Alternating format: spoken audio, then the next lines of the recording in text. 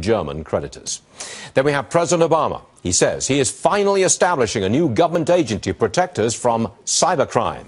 Could also give the government more access to whatever we do online. Guess who's here to deal with that? Judge Andrew Napolitano. Everybody wants to be protected from hackers, but are we going to give up some more of our liberty, some more of our privacy, if the government sets up this agency to check us all out? Well, it depends on how fearful we are, because people, when afraid, particularly when there's mass hysteria, like in the weeks and months after 9/11, tend to want government to wrap its arms around them and tend to give up their privacy and other liberties. But that is understandable, isn't it? Yes, it is understandable. It's part of human nature. I resist it, and some of us do, but I'm in the minority there. It is understandable. It is normal in my view, so I'm abnormal. It is normal in my view to opt towards safety in rough times rather than liberty. I argue one should take the long run. One should look at this from the long run, and that when one gives up liberty in hard times, right after 9/11, when we're all afraid to walk on the streets here, it does not come back in good times. I would also argue, as a practical matter, the government is least equipped to protect us from a cyber invasion, and that the people who manufacture these are far better equipped than the government. But the government will not let them do so. The government will not let Apple and Microsoft and Google and the people who make the hardware as well as the software create a device that the government can't get into. But this is the government creating an agency to repel probably foreign cyber attacks and from in China, the process, for example. Correct. But listen, I fear the Chinese as well as anybody.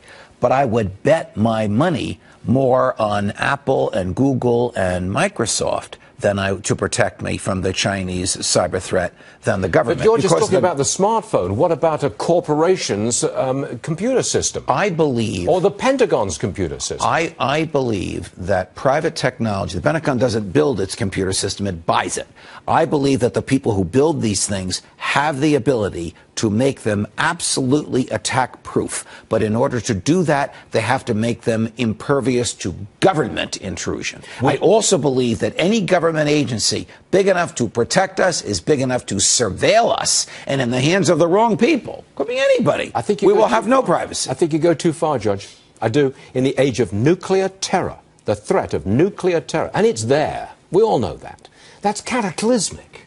Do you really trust the government? Did the government protect Sony from the invasions by North Korea a couple of months ago, which had catastrophic effects for Sony and other people involved? Wouldn't you protect private industry? And wouldn't you rely on private industry and private enterprise more than the government? I do not rely on private enterprise to protect me from a terror cell in the United States, which is angling to place a bomb in New York. Well, now you're talking about something different. I thought we were talking about cybersecurity and whether or not the Internet can be protected. No, the Internet cannot be protected by the government, because the government will never permit a system that it can't zero into. I don't think this agency is talking about Internet security. I think it's talking about Pentagon security, or the security from terrorists who may be operating in our society. Well, that's surveillance. Well, wait a minute. The government already has 16 intelligence agencies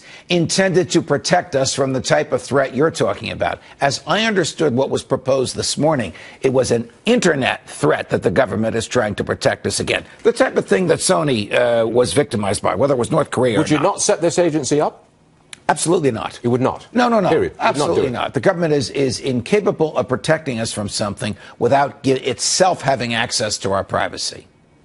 Do you think I was going to back down? No. One of these days.